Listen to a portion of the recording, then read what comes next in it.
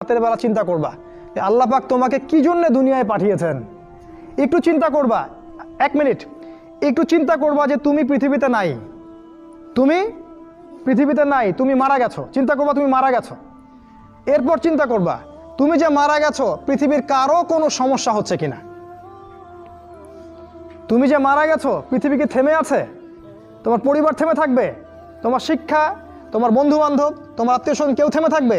কেউ থেমে থাকবে না। তুমি পৃথিবীতে থাকো বা না থাকো কারো কিছু আসে যাবে না। আল্লাহ পাক তোমাকে যে পৃথিবীতে রেখেছেন একটা সুযোগ খালি দিয়েছেন, যাতে তুমি আল্লাহর দ্বীনের জন্য কিছু করতে পারো। এটাই আল্লাহ তোমার কাছে চান, আর কিচ্ছু চান না। আর কিচ্ছু আল্লাহ তোমার কাছে চান না।